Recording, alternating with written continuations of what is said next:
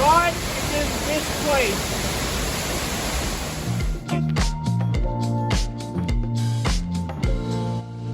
Highlight of the trip was definitely today. Actually, I would say the first day too today. We handed out bags on day one to a sugarcane plantation, and the houses were so run down and so bad. And then today, they were getting better, but they still weren't good. And it's just super humbling to me. And we are so fortunate of what we have because of what I saw. Class.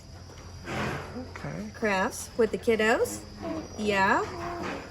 Look at the camera. What about you, Christiana? For me, I would have to say seeing some old faces and coming back to old places and seeing all the people that we have met before and just seeing how they're doing. Let's see, my favorite part of being here has been seeing all the smiles and the gratitude on the faces of both the children and the people in the community. Seeing what we perceive as not ideal circumstances, but yet they've been so warm and loving and kind and receiving of our love and our prayers and our gifts. Very heartwarming. A highlight of my trip would be just seeing a community of unity.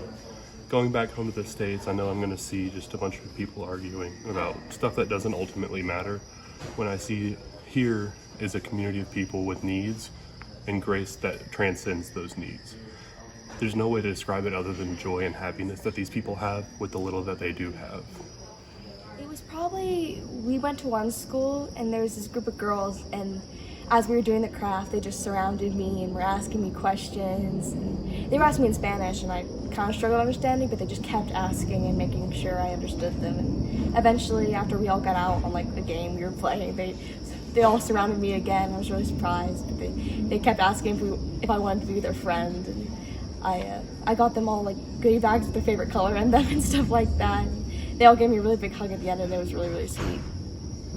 Today I gave a bag to one of the little kids, and I blew up his soccer ball. It was Azul, and his name was Jonathan, and he was just a little kid.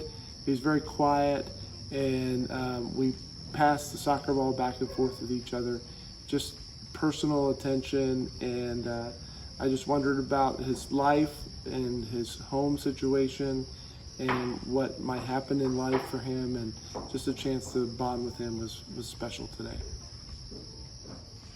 So there's a lot to take away from this trip. Three things really stand out to me.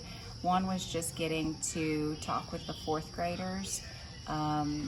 Several different groups, different days. We just had some good conversations. There was one day where I met a girl who had the same name as me, and we really bonded, and she wanted to give me a hug before we left, and so that was really special.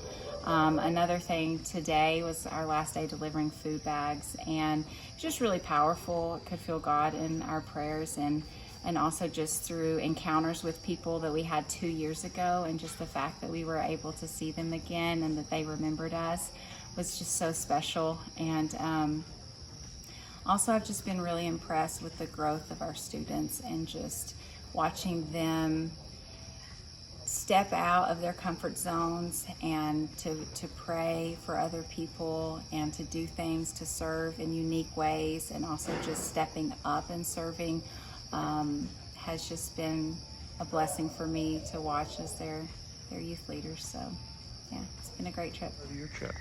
The highlight of my trip was meeting the 99-year-old man in the middle of the road, and he just had this beautiful smile on his face, and you could tell he was full of joy, and he probably had a really hard life, but he lived to be 99, and he told us in 3 months he'll be 100, and I thought that was just so special, and asked if we could pray for him, and he said sure, we could pray for him. I said, what can we pray for? And he said, pray for him. So we prayed for him, and I just asked for his smile to continue till God took him from this earth.